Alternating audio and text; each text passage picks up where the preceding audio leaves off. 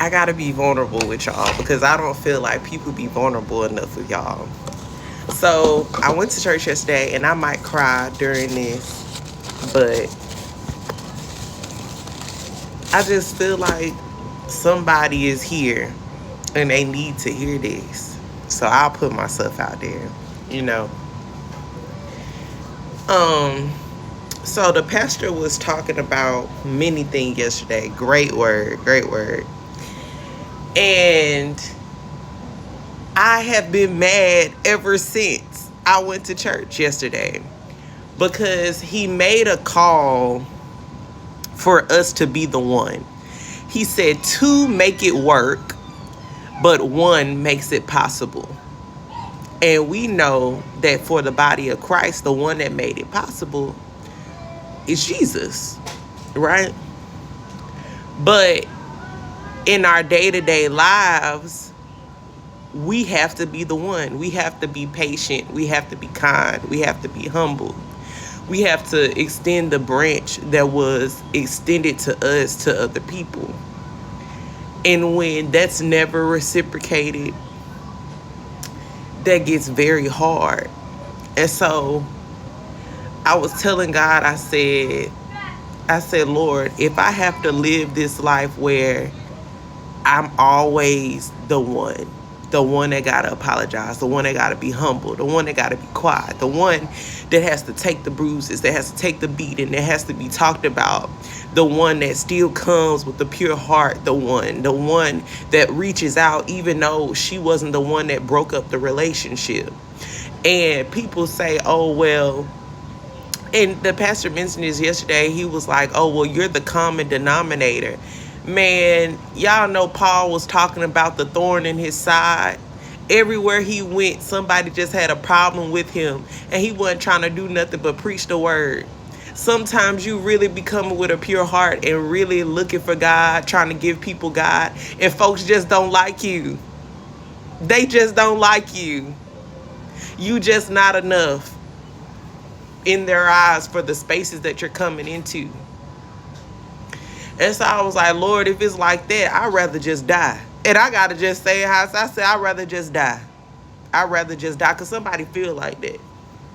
I was like, man, I'm looking at all my relationships and I'm just really, I'm over it. I'm tired. You know, they say I've been running for Jesus a long time. I ain't tired. I'm tired. Tied, tired. And so, you know, God gave me many things, but the first thing he said to me was, he said, Jesus, all I'm asking you to do is do what Jesus did. And look at Jesus' reward. He sits at the right hand of the Father. That's the greatest reward you can ever have, right? Constantly in the presence of the most holy, righteous judges of the seer, all seers, Jehovah Rapha, Jehovah Jireh, Jehovah, he's my banner, Adonai Elolam.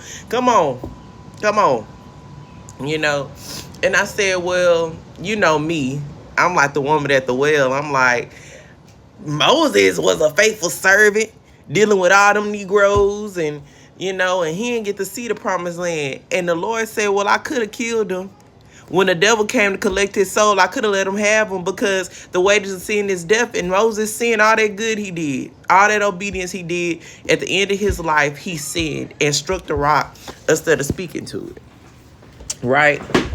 And me and Moses, you know, people always be like, oh, sis, you know, you so genuine, you got a good heart and everything like that. And it's like, man, but a lot of folks don't know my story for real. And I've shared some of it. But it's like, man, when you talking to stones, when you talking to rock, and you still trying to stay pure, and you like, man, I'm talking to walls, bruh. I'm talking to walls. Like, they calling me, they want to sit on the phone for hours, not taking none of my advice. They just want to talk. They just want to pour. I'm just like a toilet to these people. Like, you know, like they asking me questions, and like then they decide mid conversation it's not important to them. They talk for an hour. I'm listening. I start talking about my stuff, which they're really not interested in. They get on their phone, and it's like, bruh, that'll make you want to hit the rock. Like, bruh, I'm fasting, I'm praying, I'm anointing, I'm all of that, bruh. And for what? For what? If this person is not gonna change, right? And I'm finally realizing it's not about the people changing. It's about not letting the circumstances change me.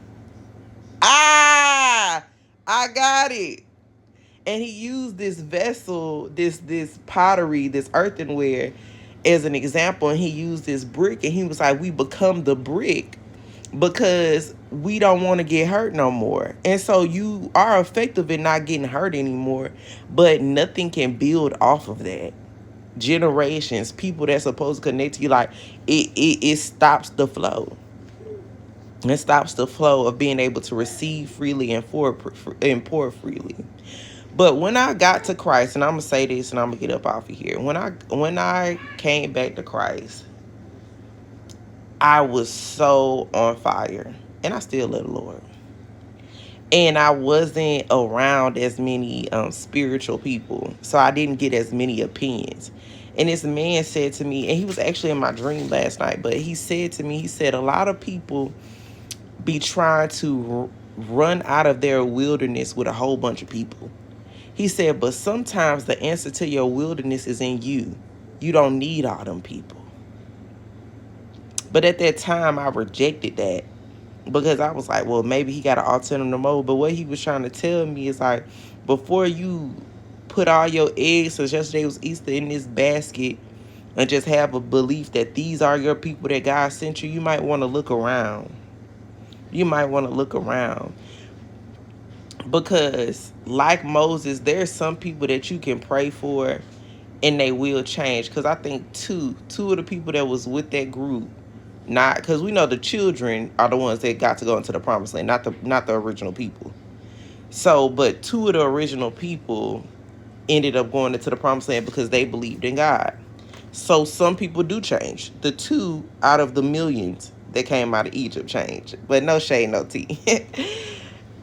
And then you have some that you do all of that and they don't change. You change before they change. And that's what demons do. That's what spirits do. They're around you, them thorns in your flesh, these people that don't really, you like, I feel like you don't love me. They don't. I feel like you don't care. They don't. And I'm getting to that too. They don't care. They don't love you. They don't. They don't. They don't love themselves. They don't like themselves because they keep coming into agreement with demons and idols and alcohol and drugs and everything else. And every time it's time for them to put down, like with Esther and her husband Xerxes, every time it's time for them to extend the staff so you won't be beheaded, they say, knock a head off. But it's about you not changing and getting them two out of all them millions that the Lord done had you preach to and teach to and prophesy to you and sit on the phone with, them two getting into the promised land. Even if you don't make it. Just like Jesus. Love y'all.